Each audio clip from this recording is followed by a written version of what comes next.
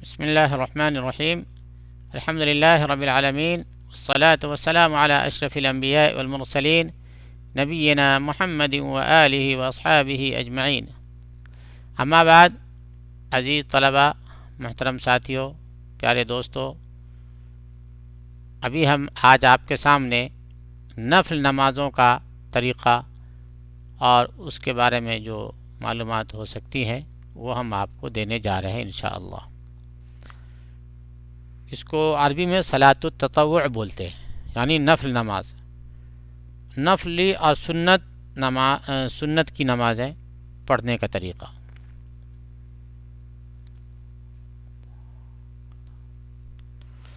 اس کے بعد فرماتے ہیں نفلی نمازوں کی فضیلت۔ اس کے بارے میں ایک حدیث پاک ہے،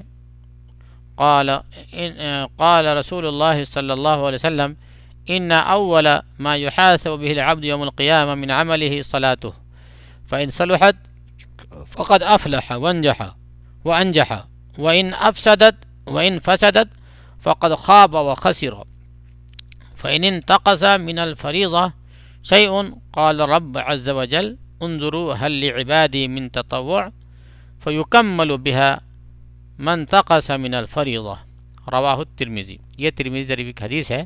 ترجمہ جو ہے، رسول اللہ صلی اللہ علیہ وسلم نے فرمایا کہ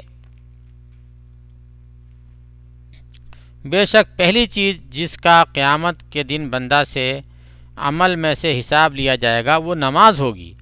پس اگر وہ حساب میں ٹھیک اتری تو بلا شبہ وہ کامیاب اور کامراں ہو گیا، اور اگر وہ حساب میں فاسد اور برباد ہو گئی تو بلا شبہ وہ برباد اور نقصان اٹھانے والا ہو گیا۔ اگر بندہ فرض نمازوں میں کمی رہ گئی ہے، اگر بندہ کے فرض نمازوں میں کمی رہ گئی تو اللہ تعالیٰ فرشتوں سے کہے گا، دیکھو کیا میرے بندے کی نفلی نمازیں ہیں، تو اس کے ذریعے فرض نمازوں کی کمی کو پورا کر دو۔ تو سنت اور نوافل اگر کا ذخیرہ ہوگا تو فرض کی کمیوں کی تکمیل اس سے کی جائے گی۔ اس کے بعد فرماتے ہیں مؤکدہ سنتیں۔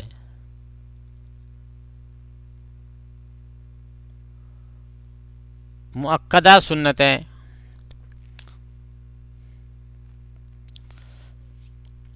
نمبر 1، نماز فجر سے پہلے 2 رکعتیں، ان کو ہلکی پڑھنا مسنون ہے۔ ان کو ہلکے اور اختصار سے پڑھنا سنت ہے۔ پہلی رکعت میں سورۃ الفاتحہ کے بعد سورہ الکافرون، اور دوسری رکعت میں سورہ الاخلاص یعنی قل هو اللہ احد کبھی کبھی پڑھنا مسنون ہے۔ نمبر 2، 4 رکعت نماز ظہر سے پہلے اور 2 رکعت نماز ظہر کے بعد پڑھنا سنت مؤکدہ ہے، یعنی فرض کے بعد۔ ظہر کی فرض سے پہلے 4 رکعت اور فرض کے بعد 2 رکعت۔ نمبر 3، نماز مغرب کے فرض کے بعد 2 رکعت سنت مؤکدہ ہے۔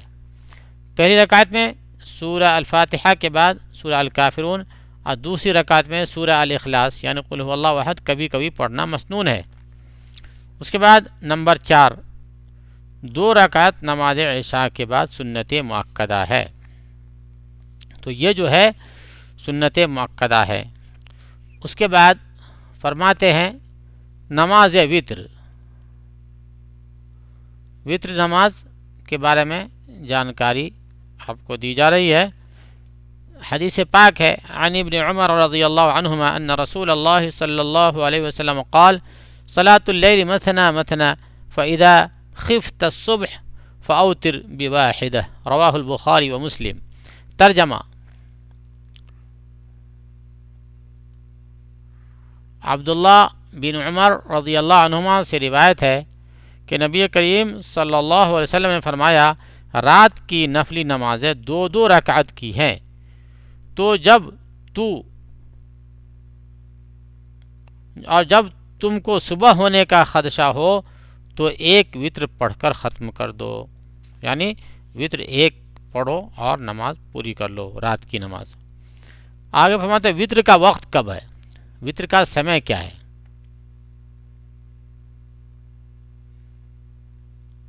یہ اس میں غلطی سے ہاں وطر کا وقت یعنی وطر کا سمے، وطر کیا بجے پڑھنا ہے، کتنے بجے پڑھنا ہے، تو اس کے بارے میں فرماتے ہیں رات کی نفلی نمازوں کا وقت عشاء کے بعد سے لے کر نماز فجر تک ہے، لیکن افضل یہ ہے کہ رات کے آخری تیسرے پہر میں یہ نماز پڑھنی چاہیے۔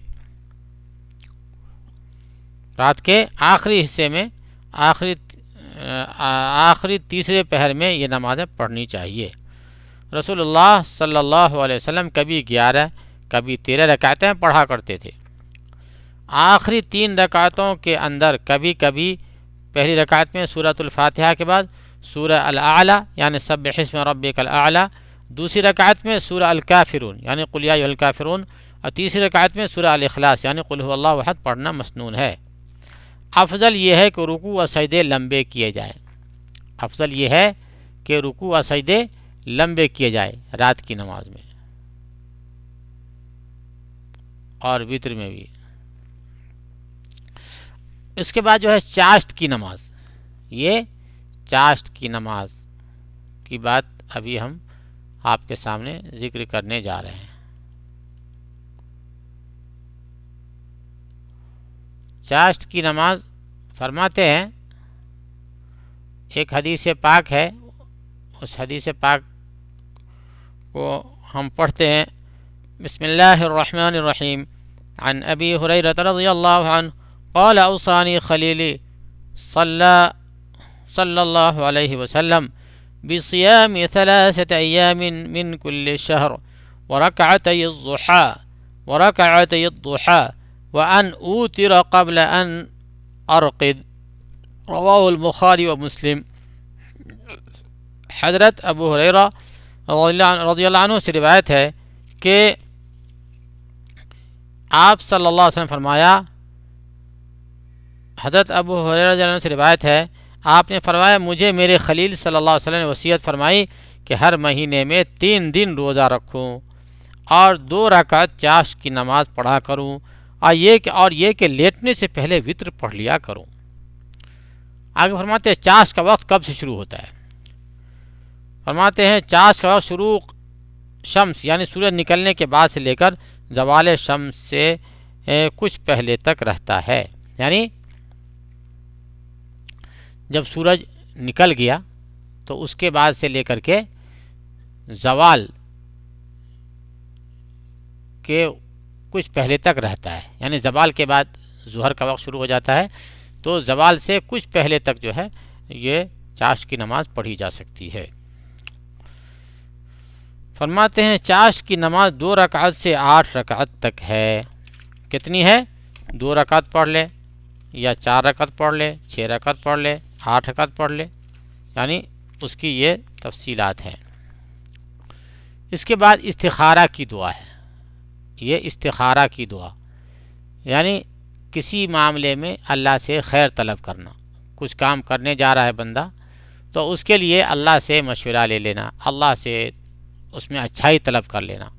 مثال کے طور پہ کوئی کاروبار بندہ کرنے جا رہا ہے تو اس کے لیے اس سے پہلے استخارہ کر لے، اللہ سے اس میں خیر طلب کر لے کہ یا اللہ یہ کاروبار جو ہے ہمارے لیے خیریت کا ضامن ہے یا نہیں ہے، تو اس جانب جو ہے اللہ کی طرف سے اسے استخارہ کر لینا چاہیے۔ فرماتے ہیں پہلی 2 رکعتیں فرض کے علاوہ پڑھے، پہلے 2 رکعتیں فرض کے علاوہ پڑھے، یعنی استخارہ کی 2 رکعت نفل پڑھے۔ نمبر 2، پھر دعا کرے جس کے ذریعے اللہ سے کسی امر خاص یا کسی اہم مسئلہ میں ہدایت اور رہنمائی اور توفیق طلب کرے۔ نمبر 3، دعا استخارہ یہ ہے، اللہم انی استخیرک بعلمک واستقدرک بقدرتک واسألک من فضلک العظیم فإنک تقدر ولا اقدر وتعلم ولا اعلم انک انت علام الغیوب، اللہم ان کنت تعلم ان هذا الامر خیر لی فی دینی ومعاشی وعاقبت امری، او قال في عاجل امری وآجله فقدره لي، وإن كنت تعلم إن هذا الأمر شر لي في ديني ومعاشي وعاقبة أمري، أو قال عاجل أمري أو آجله فاصرفه عني واصرفني عنه واقدر لي الخير حيث كان ثم ردنی بہ، رواہ البخاری۔ تو یہ استخارہ کی دعا ہے، اس کو آپ لوگوں کو یاد کرنا چاہیے، اور استخارہ کی 2 رکعت پڑھنے کے بعد یہ دعا پڑھنی ہے۔ ترجمہ اس کا ہے: اے اللہ، میں تجھ سے تیرے علم کے ذریعے سے بھلائی طلب کرتا ہوں، اور تیری قدرت کے ذریعے تجھ سے طاقت چاہتا ہوں، اور تیرے فضل و کرم کی بھیک مانگتا ہوں، کیونکہ تو ہی قدرت والا ہے اور میں عاجز ہوں، اور تو جانتا ہے میں نہیں جانتا، اور تو غیب کی باتیں جاننے والا ہے۔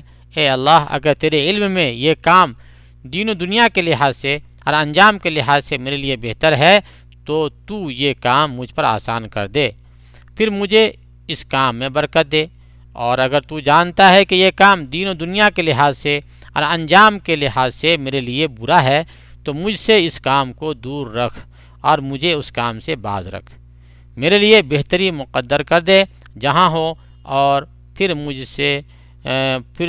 مجھے اس پر راضی اور مطمئن کر دے۔ تو یہ ہے استخارے کی نماز، اس کا اہتمام کرنا چاہیے۔ استخارہ کرنے والا کبھی پچھتاتا نہیں ہے، لیکن اس کو کچھ شروط و ضوابط ہیں، اس کو بھی آپ معلومات کر کے رکھیں۔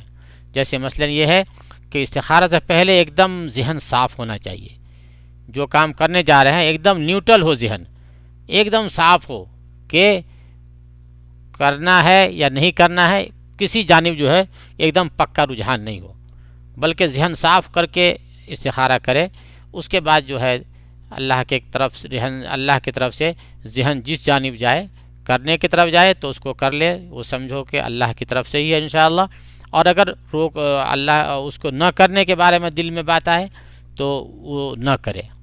تو اور بھی اس کے کچھ شرائط ہیں، لیکن خاص طور سے یہ رہے کہ پہلے ایک دم نیوٹرل رہے، ایسا نہیں کہ ایک بات کو کرنے کا فیصلہ کر لیے اب استخارہ کر رہے ہیں تو اس کا زیادہ فائدہ نہیں ہوگا۔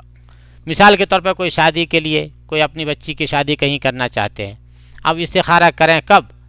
جب کہ ان کا ذہن ایک دم صاف ہو کہ کرنا بھی ہے نہیں بھی کرنا ہے، مشکل نہیں ہے، ایسا نہیں کہ ایک طرف دل مائل ہو گیا کہ نہیں اس سے کرنا ہی ہے اب استخارہ کر رہے ہیں، تو اس استخارہ کا فائدہ نہیں ہوگا، ایک دم ذہن صاف ہو۔ اور بھی اس کے بارے میں تفصیلات ہیں، آپ علماء سے معلوم کریں۔ اس کے بعد تحیۃ المسجد بتاتے ہیں۔ تحیۃ المسجد یعنی مسجد کی میں داخل ہونے کے سمے جو 2 رکعت پڑھی جاتی ہے اس کو تحیۃ المسجد کہتے ہیں۔ عن ابی قتادہ رضی اللہ عنہ ان رسول اللہ صلی اللہ علیہ وسلم قال اذا دخل احدكم المسجد فليركع ركعتين قبل ان يجلس۔ ترجمہ: ابو قتادہ رضی اللہ عنہ سے روایت ہے کہ رسول اللہ صلی اللہ علیہ وسلم نے فرمایا کہ جب تو مسجد میں داخل ہو تو بیٹھنے سے پہلے 2 رکعت پڑھ لے، اس کو تحیۃ المسجد کہتے ہیں۔ اب جو ہے وضو کی سنت وغیرہ بتا رہے ہیں، وضو کی سنت، وضو میں کیا سنت ہے وہ سب بتا رہے ہیں۔ وضو یا غسل کرنے کے بعد 2 رکعت سنت پڑھنا چاہیے، جس کو تحیۃ الوضو بھی کہتے ہیں۔ یا غسل کیا یا وضو کیا تو 2 رکعت پڑھ لینا چاہیے۔ اس کے بعد سجدہ تلاوت، سجدہ تلاوت کا بتا رہے ہیں، یعنی قرآن شریف میں جو سجدے کی آیتیں آتی ہیں تو اس کے بارے میں فرماتے ہیں۔ ایسی آیت پڑھی یا سنی جس میں سجدہ کا ذکر ہو تو سجدہ کرنا چاہیے۔ قرآن میں ایسی سجدہ کی 15 آیتیں ہیں، تو ان 15 آیتوں میں سے کوئی ایک آیت کو پڑھے یا سنے تو اس کے لیے ایک بار سجدہ تلاوت کر لے، ہر ایک کے لیے ایک بار کرے، 2 بار نہیں، جیسے ہم نماز کی ہر رکعت میں 2 سجدہ کرتے ہیں ویسا نہیں، بلکہ ایک سجدے کی آیت کے لیے ایک بار سجدہ کرنا چاہیے۔ اس کے بعد سجدہ شکر بتاتے ہیں۔ سجدہ شکر، شکرانے کا سجدہ، کوئی کام ہو گیا اللہ کی مہربانی سے تو اس کے لیے جو ہے شکرانے کا سجدہ کیسے کریں گے؟ فرماتے ہیں عن ابی بکرۃ رضی اللہ عنہ ان النبی صلی اللہ علیہ وسلم كان اذا اتاه امر يسره او بشر به خر ساجدا شکرا للہ تبارک و تعالی، رواہ ابن ماجہ۔ ترجمہ: ابو بکرہ رضی اللہ عنہ سے روایت ہے کہ نبی کریم صلی اللہ علیہ وسلم کے پاس جب کوئی ایسی خبر آتی جس سے آپ کو خوشی ملتی یا آپ صلی اللہ علیہ وسلم کسی چیز کی بشارت آپ صلی اللہ علیہ وسلم یا آپ صلی اللہ علیہ وسلم کسی چیز کی بشارت دیے جاتے تو آپ صلی اللہ علیہ وسلم اللہ کے لیے شکرانہ کے طور پہ سجدہ ریز ہو جاتے. یعنی آپ کو کوئی خوشی ملتی یا آپ کو کوئی خوشخبری دی جاتی تو آپ سجدے میں گر جاتے, سجدہ کر لیا کرتے. اس کو سجدہ شکر کہتے ہیں. سجدہ شکر کے لیے باوضو ہونا ضروری نہیں ہے. سجدہ شکر بنا وضو کے بھی کی جا سکتی ہے. سجدہ شکر کے لیے وضو بھی لازم نہیں ہے. اس میں سجدہ سہو لکھا گیا ہے تو سجدہ سہو نہیں ہے, یہ سجدہ شکر ہے, شکرانے کا سجدہ. ٹھیک ہے. اس کے بعد فرماتے ہیں جن اوقات میں نماز پڑھنا مکروہ ہے, جن سمے میں جس ٹائم میں نماز پڑھنا منع کیا گیا ہے, یعنی ممنوع ہے,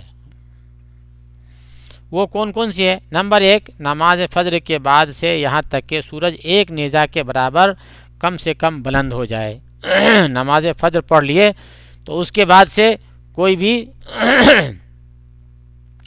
نماز نہیں پڑھی جائے گی یہاں تک کہ سورج کم سے کم ایک نیزہ بلند ہو جائے. نمبر 2, جب سورج آسمان کے بالکل بیچ میں ہو یہاں تک کہ مغرب کے جانب مائل ہو جائے, یعنی ایک دم زوال سے ایک دم پہلے آسمان ایک دم چاند ایک دم سورج سر کے اوپر ہو, ابھی ڈھلا نہیں ہے, تو اس وقت بھی نماز پڑھنا منع ہے. نمبر 3, نماز عصر کے بعد یہاں تک کہ سورج غروب ہو جائے. اور نماز عصر پڑھ لیا تو اب جو ہے کوئی نماز نہیں پڑھی جائے گی. پہلے اس بارے میں تفصیلات علماء سے معلوم کریں. مرض کی نماز, مریض کی نماز, بیمار کی نماز. کوئی شخص بیمار ہے تو اس کی نماز میں کیا سہولتیں ہیں وہ بتانا ہے. اللہ تعالیٰ کا فرمان ہے لا یکلف اللہ نفسا الا وسعها. اللہ تعالیٰ کسی جان کو اس کی طاقت سے زیادہ تکلیف نہیں دیتا. قال عمران بن حسین رضی اللہ عنہ قال كانت بي بواسير فسألت النبي صلى الله عليه وسلم عن الصلاة فقال صل قائما فإن لم تستطع فقاعدا فإن لم تستطع فعلى جنبك. رواہ البخاری. عمران بن حسین رضی اللہ عنہ کہتے ہیں کہ مجھے بواسیر کی بیماری تھی.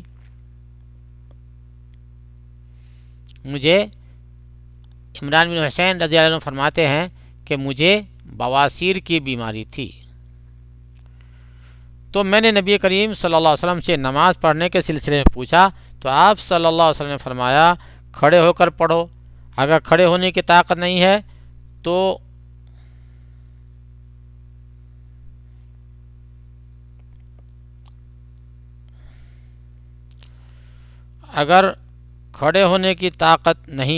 بیٹھ کر پڑھو.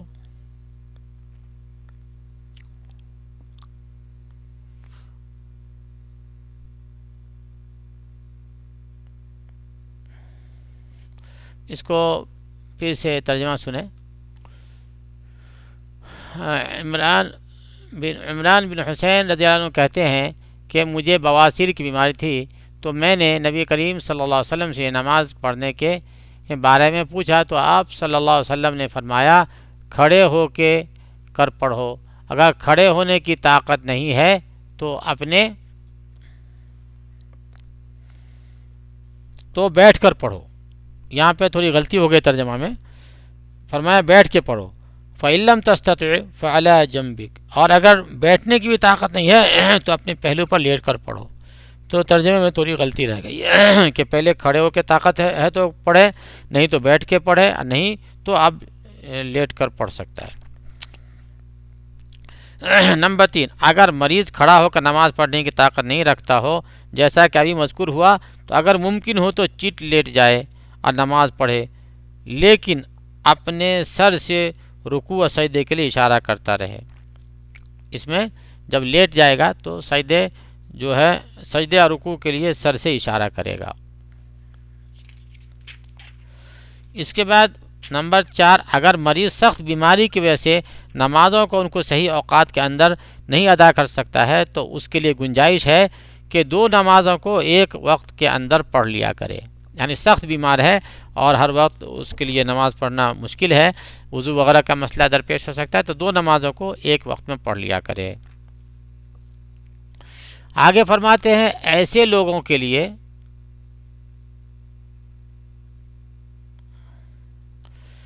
ایسے لوگ جن پر نماز پڑھنا واجب نہیں.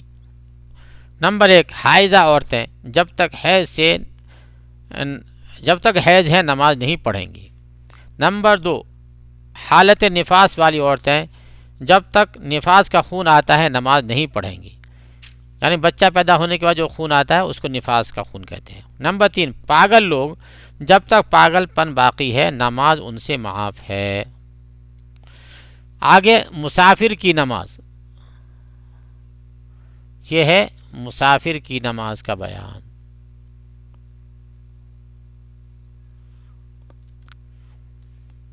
قال اللہ تعالی وَإِذَا ضَرَبْتُمْ فِي الْأَرْضِ فَلَيْسَ عَلَيْكُمْ جُنَاحٌ أَن تَقْصُرُوا مِنَ الصَّلَاةِ. سورہ النساء آیت نمبر 101 ہے. ترجمہ: جب تم سفر میں جا رہے ہو تو تم پر نمازوں کے قصر کرنے میں کوئی گناہ نہیں. قصر اور جمع بین الصلاتین، قصر مطلب 2 رکعت والی نماز کو 4 رکعت والی نماز کو 2 رکعت پڑھیں، اس کو قصر کہتے ہیں. 3 رکعت میں قصر نہیں ہوگی، یاد رکھیں، صرف 4 رکعت میں قصر ہوگی. فرماتے ہیں قصر اور جمع بین الصلاتین، قصر اور جمع بین الصلاتین یعنی 2 نماز ایک ساتھ مسافر کو پڑھنے کی گنجائش ہے. فرماتے ہیں قصر اور 2 نمازوں کا ایک ساتھ جمع کرنا کس وقت میں پڑھنا؟ نماز فجر 2 رکعت، نہ قصر نہ کسی کے ساتھ جمع. فجر کو ایک دم سیپریٹ الگ ہی پڑھنا پڑے گا، سفر میں بھی ہو اس کے وقت میں پڑھنا پڑے گا. نمبر 2، با یا کہہ لیں انگلش کی ہندی میں کھو اور کھو، اس میں بو دیا ہے، آپ کے کتاب میں بو دیا ہے، پہلے والے کو او دیا ہے، دوسرے کو بو دیا ہے. تو بو میں یہ ہے کہ ظہر 2 رکعت، عصر 2 رکعت، یعنی ظہر یا عصر کسی بھی وقت میں جمع کر سکتے ہیں.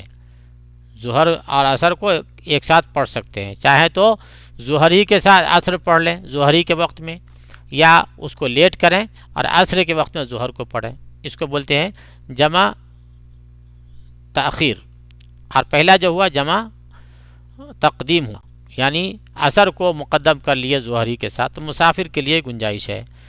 مغرب 3 رکعت، عشاء 2 رکعت. مغرب یا عشاء کسی بھی وقت میں دونوں کو جمع کر سکتے ہیں، ٹھیک ہے. یعنی فجر سیپریٹ رہے گی، اس کے بعد ظہر عصر ایک ساتھ پڑھ سکتے ہیں، اس میں مقدم بھی کر سکتے ہیں، مؤخر بھی کر سکتے ہیں. اسی طرح مغرب عشاء کو ایک ساتھ پڑھ سکتے ہیں اور ان میں بھی مقدم و مؤخر دونوں کر سکتے ہیں. تو یہ یاد رہنی چاہیے. ایسا نہیں مثال کے طور پہ کہ کوئی عصر اور مغرب کو ایک ساتھ جمع کر لے، یہ نہیں ہو سکتا ہے، بلکہ دونوں کا ایک نظام ہے، اس کے حساب سے کرنا ہے. نوٹ: اگر آدمی راستہ میں نہ ہو تو بہتر ہے کہ دونوں نمازوں کو ایک ساتھ جمع نہ کرے. ابھی آدمی گھر پہ پہنچ گیا ہے سفر کی منزل پہ، تو فرماتے ہیں کہ بہتر ہے کہ 2 نمازوں کو ایک ساتھ جمع نہ کرے. وہاں پہ ایک ساتھ جمع نہ کرے تو افضل ہے، لیکن وہاں قصر کر سکتا ہے. قصر اگر اکیلے نماز پڑھا تو قصر کرے گا. نمبر 3، کتنی مسافت پر قصر کر سکتے ہیں؟ یہ چیز لوگوں کے درمیان مشہور ہے کہ کتنی مسافت طے کرے تو اسے سفر کہتے ہیں اور اس پر سفر کا اطلاق ہوتا ہے. سفر کا جو ہے مدت جو ہے ہمیں معلوم کرنا ہے، کچھ 82 یا 84 کلومیٹر کا سفر اگر ہے تو اس میں ہم مسافر بن سکتے ہیں اور قصر اور جمع وغیرہ کر سکتے ہیں. تفصیلات آپ معلومات کریں، کیونکہ انہوں نے بھی اس کو چھیڑا نہیں ہے، بس کہہ دیا ہے کہ کتنی یہ چیزیں لوگوں کے ذرا مشہور ہے، کتنی مسافت طے کرے تو اسے سفر کہتے ہیں، اس پر سفر کا اطلاق ہوتا ہے. تو اس کو یاد رکھیں، 82 یا 84 کلومیٹر ہے، جس کو فقہا کی اصطلاح میں کہتے ہیں 3 दिन 3 रात का सफ़र, 3 दिन 3 रात का सफ़र दरमियानी रफ्तार के साथ हो, पैदल हो या घोड़े या ऊँट वगैरह के साथ हो, बल्कि पैदल हो। 3 दिन 3 रात का सफ़र अगर पैदल के बक़द्र सफ़र कर रहे हैं पूरे मुअतदिल रफ्तार के साथ, के रास्ते में सोना भी है, खाना भी है, अपने हवाई ज़रूरियात को पूरा भी करना है, इतना उसमें सब कुछ लगेगा, और फिर वहाँ तक पहुँचने में 3 दिन 3 रात लग जाए या इससे ज़्यादा लगे तो उसमें जो है सफ़र का इतलाक़ होता है, और उसको किलोमीटर में वही 82 या 84 किलोमीटर किया गया है। तफसीलात आप लोग मालूम करें। फरमाते हैं कसर की इब्तिदा उस वक्त होगी जब मुसाफिर अपना शहर छोड़ चले। कसर कब से शुरू होगी? जब अपने शहर से निकल जाएगा, तो शहर के अंदर ही नहीं, शहर के अंदर निकल जाएगा, अपने शहर से निकल जाएगा, तब जो है उसको कसर करने की इजाज़त है। नंबर 4, कब तक कसर कर सकता है? जब तक मुसाफिर इकामत की नीयत न कर ले तब तक कसर कर सकता है। जब तक मुसाफिर जो है सफ़र ही में चल रहा है और रुकने का नाम नहीं ले रहा है, तब तक कसर कर सकता है। मुलाहज़ा, अगर मुसाफिर को जहाँ वो गया हुआ है या सरे मंजिल मस्जिदें मिल जाएँ तो उसके लिए अफजल ये है कि इमाम के साथ अपनी नमाज मुकम्मल पढ़े, यानी इमाम के साथ पढ़ेंगे तो अफजल पढ़ना है, अफजल ये है कि पूरी नमाज पढ़े। नंबर 5, मुसाफिर को हालत सफ़र में 2 चीज़ें मुबाह हैं। हालत सफ़र में मुसाफिर को 2 चीज़ें मुबाह हैं। नंबर 1, तमाम मुअक्कदा सुन्नतों को तर्क कर देना, मगर उसके लिए फज्र की सुन्नत और वित्र पढ़ना अफजल है। ठीक है, सुन्नत मुअक्कदा जो अभी आपने पढ़ी है 12 रकात जो है वो चाहे तो छोड़ सकते हैं, लेकिन फज्र की सुन्नत मुअक्कदा जो 2 रकात है और वित्र की जो वित्र पढ़ना अफजल है। नंबर 2, नमाज जुमा तर्क कर देना उसके लिए मुबाह है। जुमा की नमाज अगर छूट जाए तो उसके लिए जायज़ है। रोज़ा छोड़ देना उसके लिए जायज़ है। उसी तरह से 3 दिन और 3 रात तक मौज़ों पर मसह करना उसके लिए जायज़ है। ठीक है, तो ये चीज़ें जो है उनके मुसाफिर के लिए जो है मुबाह है।